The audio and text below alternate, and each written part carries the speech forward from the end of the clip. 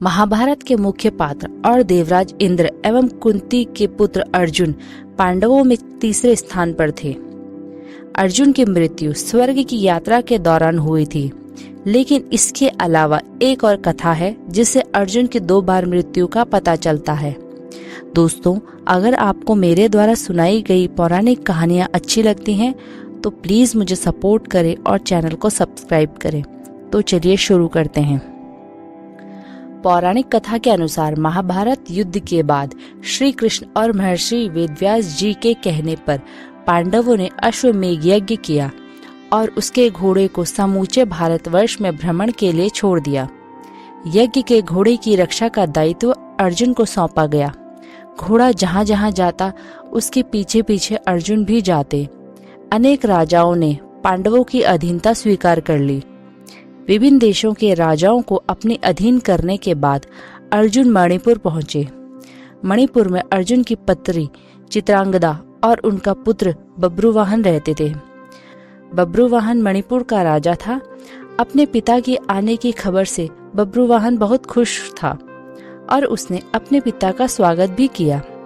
बब्रुवाहन पिता के साथ कुछ समय बिता सके, इसलिए उन्होंने अर्जुन के अश्वमेध यज्ञ के घोड़े को रोक दिया और पूरे सम्मान के साथ उसकी देखभाल करने का सोचा। चूंकि अर्जुन अश्वमेध यज्ञ की परंपरा से बंधे थे, इसलिए अर्जुन ने क्रोधित होकर कहा, मैं महाराज युधिष्ठिर के यज्ञ संबंधी अश्व की रक्षा करते हुए तेरे राज्य के भीतर आया हूँ, फिर भी तू मुझसे युद्ध क्यों नहीं करता?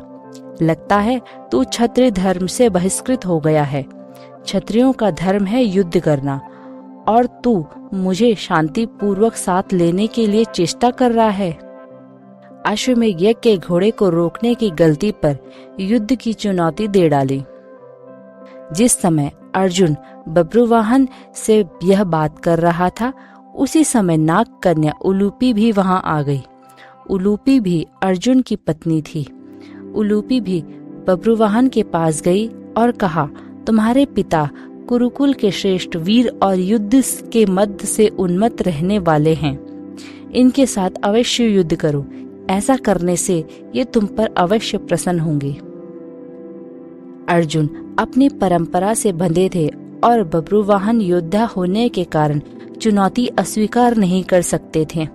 लिहाजा दोनों में भयंकर युद्ध हुआ और दिव्य शक्तियों से पूर्ण बब्रुवाहन ने अर्जुन को न सिर्फ युद्ध में परास्त कर दिया, बल्कि उसके हाथों अर्जुन की मृत्यु हो गई और बब्रुवाहन मूर्छित हो गए। चित्रांगदा वहां पहुंचकर विलाप करने लगी। वह उलूपी से कहने लगी, तुम्हारे कारण मेरे पुत्र ने अपने पिता से युद्ध किया।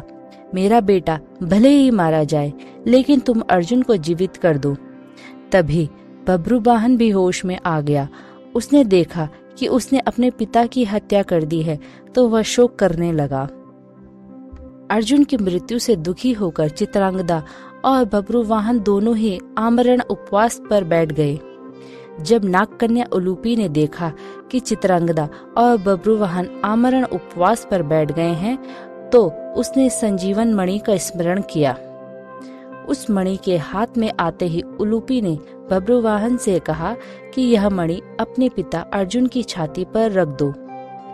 बब्रुवाहन ने ऐसा ही किया।